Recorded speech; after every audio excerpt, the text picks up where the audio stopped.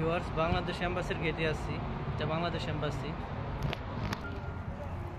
Viewers, Bangladesh এম্বাসির gate. আপনারা যারা ই পাসপোর্ট সম্বন্ধে সম্পূর্ণ জানার ইচ্ছা আছে, কিভাবে 15 টাকায় করা হয়, কিভাবে বিবাহিত থেকে অবিবাহিত বা বিবাহিত থাকলে কি কি লাগে এবং কিভাবে সম্পূর্ণ প্রসেস করা হয় জানতে চাইলে আমার পুরো ভিডিওটা দেখুন। A to Z দেওয়া হবে এই ভিডিওতে। সবার আগে অনলাইন থেকে অ্যাপয়েন্টমেন্ট নিতে হবে। এরকম একটা অ্যাপয়েন্টমেন্ট কাগজ আপনাকে প্রিন্ট করতে হবে। নিজে পারলে অনলাইনে, না পারলে টাইপিং সব যেটাকে বলে স্টুডিও যেখানে আছে কুয়েতের, সেখান থেকে পারবেন। ঠিক আছে, এই হলো কাউন্টার। টিকিট হাতে নিয়ে কাউন্টারে অপেক্ষা করতে হয়। অনেকক্ষণ বসে থাকার পর সিরিয়াল পড়লে এইভাবে কাউন্টারে যাইতে হয়। ওইখান থেকে ওকে বলবে। আমার সিরিয়াল করছে, সিরিয়াল হচ্ছে ই 52 নম্বর সিরিয়াল। 52 নম্বর সিরিয়ালে আছি ই পাসপোর্টের আবেদনের জন্য। আজকে ই পাসপোর্টের আবেদন নিয়ে আসছি, অ্যাপয়েন্টমেন্ট নিয়ে আসছি। ই পাসপোর্টের সিরিয়ালে আসছি, দেখি কি করে।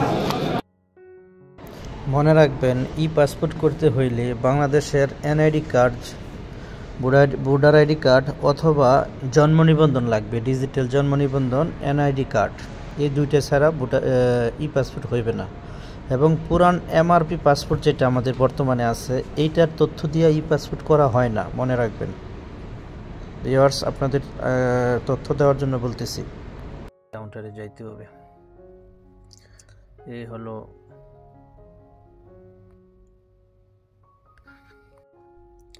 এখান থেকে সিরিয়ালের টোকেন নিতে হয়, তথ্য কেন্দ্র থেকে সিরিয়ালের টোকেন।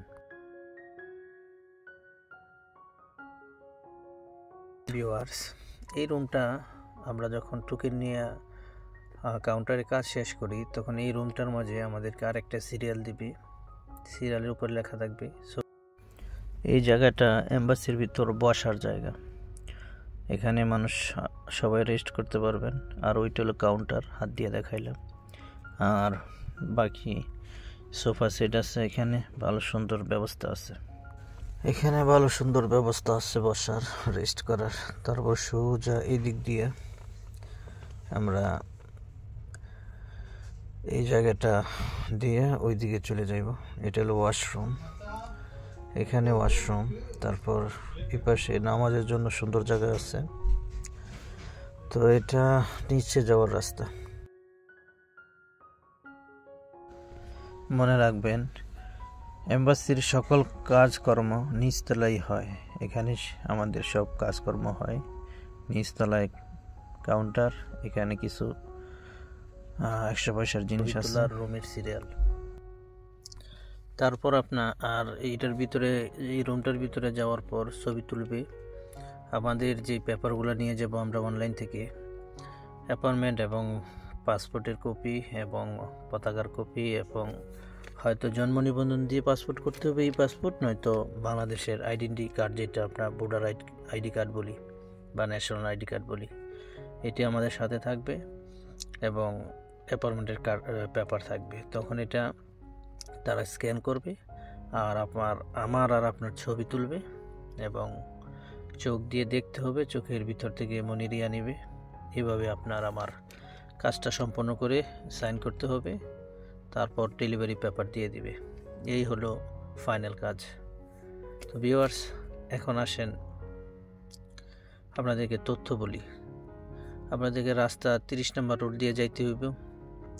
রাস্তা দেখতে থাকেন আর আমার তথ্যগুলি শুনতে থাকেন। তথ্য হইল, 1 নম্বর, অনলাইন থেকে আবেদন করে যেতে হবে। পুরান পাসপোর্টের হুবহুব লিখা তারপর নিয়ে যেতে হইব, নয়তো এই দেশের আকামা আপনি লাগাইতে পারবেন না। ই পাসপোর্ট করতে গেলে শর্ত নম্বর 1, দেশের জন্ম নিবন্ধন লাগবে, আর নয়তো ভোটার আইডি কার্ড লাগবে। আবারও বলতেছি, শর্ত নম্বর 1, জন্ম নিবন্ধন নয়তো ভোটার আইডি কার্ড। এই দুইটা না থাকলে আপনাকে ই পাসপোর্ট দিবে না। এই পাসপোর্ট দিয়ে হয় না। এই পাসপোর্ট দেশের কার্ড দিয়ে হয়, যেরকম ভোটার আইডি কার্ড অথবা জন্ম নিবন্ধন, দুইটার একটা থাকতে হবে। তো এখন আসি, দুইটার একটা থাকলে এই দুইটার একটা দিয়ে আপনার অনলাইন করতে হবে। অনলাইন করার মাঝে যেটা আমরা অ্যাপার্টমেন্ট পাবো এবং অ্যাপার্টমেন্টের ভিতরে যাবতীয় তথ্য আমাদের পূরণ করে দেওয়া হবে। তবে হ্যাঁ, আপনার দেশের জন্ম নিবন্ধন অথবা ভোটার আইডি কার্ড যদি বর্তমান পাসপোর্টের সাথে মিল না থাকে তাহলে কিন্তু আপনি আগামা লাগাইতে পারবেন না। আপনার পাসপোর্ট হইব ঠিকই। তো আশা করি এই জিনিসটা কেয়ারফুল দেখবেন, তথ্যগুলো মনোযোগ দিয়ে শুনবেন।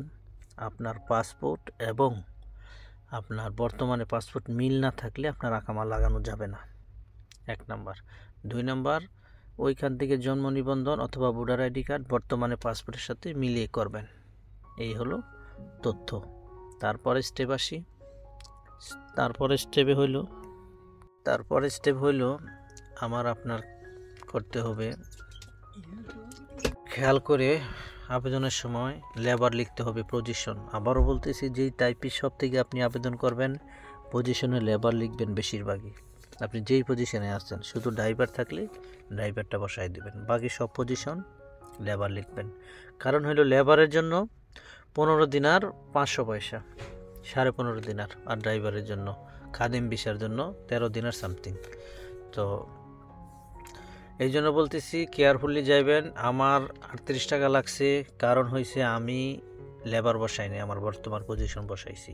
তা আবারও বলতেছি, আপনারা কিভাবে 15 দিনারে কাজ করবেন, 15.5 দিনারে যখন আবেদন করবেন তখন খেয়াল করে দেখবেন আপনার ওইখানে পজিশন কি দেওয়া আছে কি না।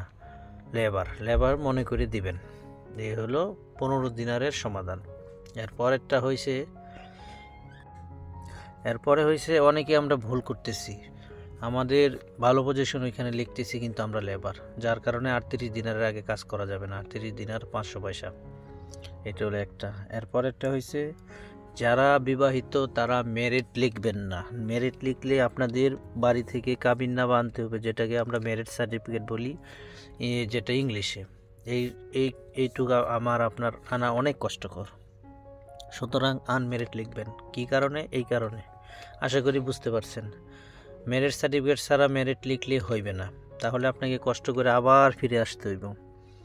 এবং লেবার ভালো করে লিখবেন, মনে রাখবেন। এই দেশে আমাদের অ্যাম্বাসেডর যিনি, উনি মহামান্য স্যার, উনি আমাদের জন্য অনেক উপকার করছে।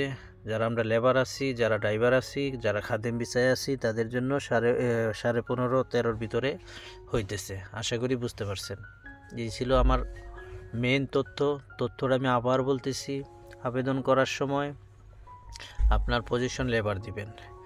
আপনি মনে করবেন না যে আপনার পজিশন লেবার দিলে আপনি তো পাসপোর্টে কোনো সমস্যা হইব, আকামার মাঝে কোনো সমস্যা হয়ে যাবো গা, যে আমার আকামার মাঝে আমি তো অন্য পজিশন লেখা।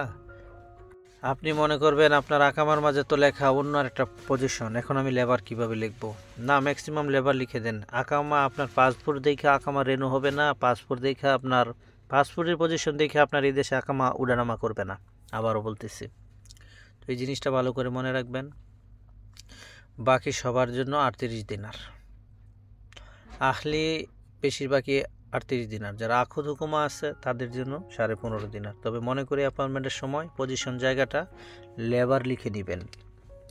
বিবাহিত থাকলে সার্টিফিকেট লাগবে, সার্টিফিকেট কাবিননামা লাগবে। যদি কাবিননামা থাকে তাহলে আপনি দিতে পারেন। এই হলো আমার বিশেষ তথ্য। এবং আপনারা এই 30 নম্বর রুট দিয়ে যাইবেন। ফাহিল থেকে যেতে পারবেন, মাহবুলা থেকে, সিসাইড থেকে যেতে পারবেন, মেন রোড থেকে যেতে পারবেন। এই হলো আপনাদের কাছে আমার তথ্য।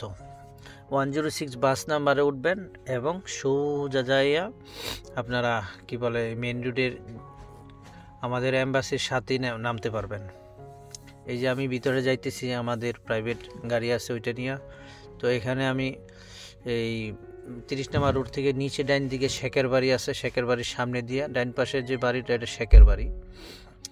এই শেখের বলতে শেখের এরিয়া বলে। তো এর বাম পাশের সামনে যে ক্যারেনওয়ালা বিল্ডিংটা, এই ক্যারেন বিল্ডিংয়ের পিছনের বিল্ডিংটাই কি বলে এম্বাসি। তো এখানে অনেকগুলা উট আছে, এখানে অনেকগুলা ঘোড়া আছে। এই ঘোড়াগুলা কিভাবে জানি এখানে রাখে এই শেখের বাড়ির আন্ডারে। তো এই হলো রাস্তা, সামনে আমি চলে আসছি। আশা করি তথ্যগুলো যদি আপনাদের আরও প্রয়োজন হয় আমাকে কমেন্ট করবেন। এই হলো রাস্তা, সোজা সামনে এই বিল্ডিংটাই আমাদের এম্বাসির বিল্ডিং আর ডান পাশে। তো এই হলো এম্বাসির সামনের অবস্থা। এখানে মানুষ সবাই এইভাবে দাঁড়ায় দাঁড়ায় অপেক্ষা করতেছে।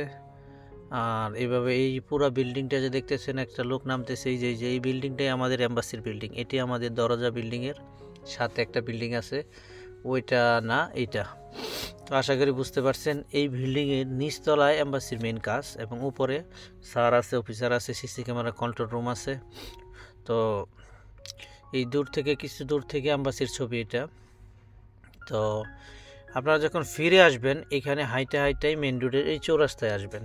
আসার পর এই মেন রোড থেকে ঠিক বাম পাশে যে যাওয়ার রাস্তাটা, আমাদের এম্বাসির উল্টা পাশে, এখানে এই যে এটা দিয়ে যাওয়ার রাস্তা, এর সামনে এখানে বাস থামবে।